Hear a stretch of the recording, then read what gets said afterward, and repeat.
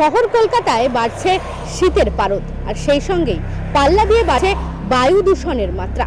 এই মুহূর্তে বিশ্বের দূষিত শহরগুলির তালিকায় শহর কলকাতা রয়েছে তৃতীয় স্থানে। বাতাসে ভাসমান ধূলিকণা, সীসা এবং কার্বন মনোঅক্সাইডের পরিমাণ ক্রমাগতই বাড়িয়ে তুলছে শহর কলকাতার বায়ু দূষণকে। 8 থেকে 80 দূষণের কবলে। শীতের পরিমাণ যত বাড়তে থাকে তত পাল্লা দিয়ে বাড়তে থাকে বায়ু দূষণ। বাতাসে বাড়বে কার্বনের মাত্রা, বাড়বে মৃত্যুর পরিমাণ। প্রতি বছর শীতে দূষণ গ্রাস করে নেয় রাজধানী দিল্লিকে। এবছর সেই তালিকায় নাম লিখিয়েছে শহর তিলোত্তমা। দূষণের পরিমাণ দিল্লি থেকে বিশেষ কিছু কম না। বিশ্বের দূষিত শহরের তালিকায় 3 নম্বরে কলকাতা। বাতাসে কার্বন মনোক্সাইডের থেকে শুরু করে ভাসমান ধূলিকণার পরিমাণ বেড়েই চলেছে। নানান পদক্ষেপ বা নিয়ন্ত্রণ করা কোনোভাবেই সম্ভব হচ্ছে না। আর ঠিক সেখানে আতঙ্কিত চিকিৎসক থেকে পরিবেশবিদ। কলকাতায় বাড়ার প্রধান কারণ হচ্ছে কলকাতায় 15 বছরের গাড়ি অনেক আছে, প্রায় 1.5 লক্ষ 2 লক্ষ গাড়ি আছে, যেগুলো এখনও বাদ দেওয়া হয়নি। কলকাতাকে বাঁচাতে গেলে ইমিডিয়েটলি সিএনজি আনতে হবে, কম্প্রেসড ন্যাচারাল গ্যাস, যেটা দুর্গাপুর অবধি পাইপলাইন হয়ে বন্ধ হয়ে পড়ে আছে। দীর্ঘ 6-7 বছর ধরে কলকাতা আসবে করে হচ্ছে না। আর কলকাতা পেট্রোল গাড়িগুলোকে এলপিজিতে চালাতে হবে। শীতের দিনের ছুটির দুপুরগুলো ভিড় জমে ভিক্টোরিয়া চিড়িয়াখানা ইকো পার্কে।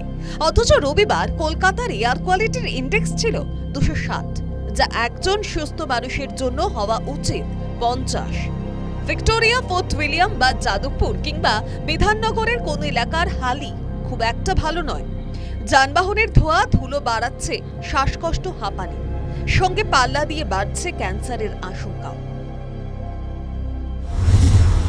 শীতকালে এই যে প্রাদুর্ভাবটা বেশি, তার প্রধান কারণ হচ্ছে আমাদের যে এয়ার কোয়ালিটি ইন্ডেক্স, সেটা শীতকালে অনেক পুয়ার থাকে। তার ফলে যাদের লাং অতিরিক্ত রকম সংবেদনশীল, যেমন অ্যাজমা রোগী, তাদের লাংয়ে যে এই ব্রঙ্কাই অর্থাৎ যে শ্বাস নালীগুলো আছে, সেগুলো যখন এই বিভিন্ন ধরনের পলিউটেন্টসের সংস্পর্শে আসে, সেগুলো সংকুচিত হয়ে যায়। আমরা আমাদের ভাষায় এটাকে বলি ব্রঙ্কো কনস্ট্রিকশন, অর্থাৎ তখন বাতাস ঢুকতে পারে না বা বাতাস বেরোতে পারে না শরীর থেকে, এবং একটা সাঁই সাঁই আওয়াজ হয়, কাশি হয়, কফ তৈরি হয়, এবং সেখান থেকে দেখা যায় কফ জমে একটা লাং ইনফেকশন হয়ে যায়।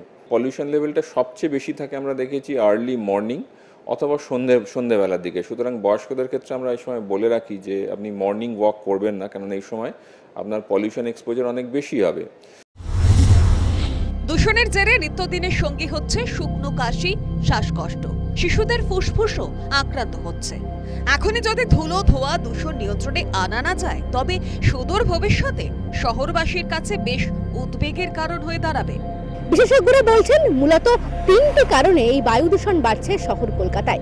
তা হলো নির্মীয়মান কাজ, যানবাহনের দূষিত ধোঁয়া, পাশাপাশি আবর্জনা পোড়ানো। এই 3টি কারণেই শহর কলকাতায় মাত্রাতিরিক্তভাবে বেড়ে চলেছে বায়ু দূষণের মাত্রা, এবং যার রীতিমতো উদ্বেগের সৃষ্টি করছে এই মুহূর্তে। এই বায়ু দূষণ কমানোর জন্য একমাত্র উপায় হলো সাধারণ মানুষকে সচেতন হওয়া। ক্যামেরা সুমনের সঙ্গে মৌমিতা মিত্র, রিপোর্ট, নিউজ টাইম, কলকাতা।